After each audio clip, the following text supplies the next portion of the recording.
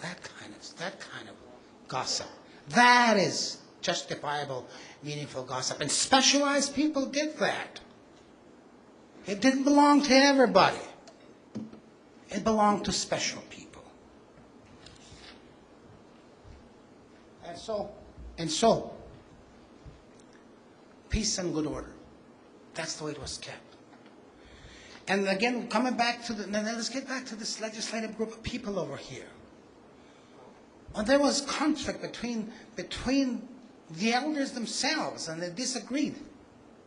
And there was this peacemaker over here who sat with a number of elders around himself, plus the Ogitsatak, plus the Kshuskabeosak and the Oskabeosak. And they sat and they dealt with those differences. They dealt and they'd sit. And they did not move until they came to a resolution. They did not move. If they had to sit there for the next 10 days, so they sat. And in time being, other people were feeding them, looking them at. And they'd say, oh my goodness, what's wrong with these people? It's taken 5 days. It's taken 10 days. If there's a stubborn person in there, let's send it to the peacekeeper. Let the peacekeeper make the judgment. And if it's found in the evidence and by the stories and the things that happen around that this person here has been wrong and continues to deny, then let's put judgment on it. But the evidence is not that great, but yet the other people say that undeniably so, that's what they saw. The wrong was perpetrated by him. But they didn't exactly see how it was perpetrated, so the evidence is not that great. But then we're going to banish this person because we can't keep that kind of a thing going. We can't even survive the idea of something like that taking place among us like that. It'll break down the community. It'll break down the honor that lives in this community. Honor is such a powerful medium of self-preservation for these people. They didn't need a paper like we did here. They didn't need paper like we did. Oh my goodness, I'm way ahead of myself here. I haven't got a watch.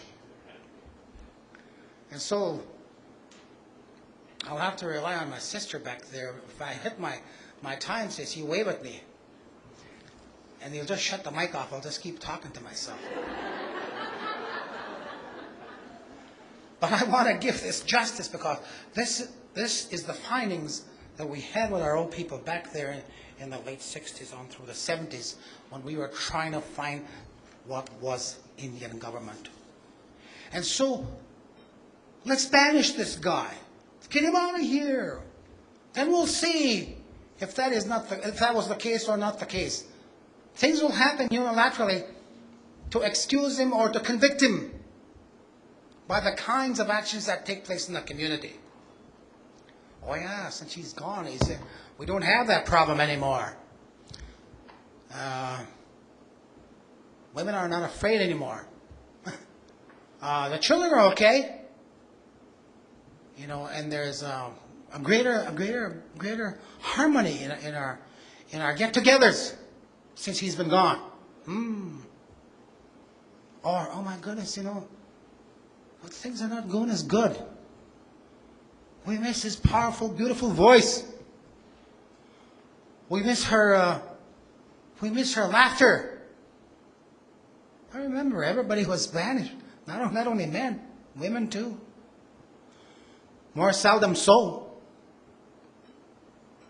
More seldom so because women are somehow are naturally disciplined. That's another thing I don't want to talk too much about. And when I teach my classes, and people ask me, why is it that there's so many women here in this university and we got where's the man? He's back behind over there all by himself, hiding behind 3 women. And I said, why? Well, it's simple to see. Women are naturally disciplined. From the day they give birth, there is a discipline that we will never be able to engage in, that we can only be partners in helping them to raise those children.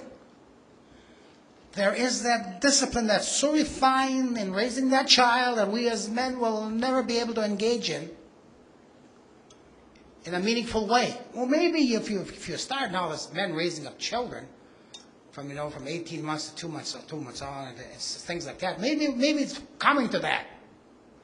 But still, we will never be able to understand the bonding that's necessary.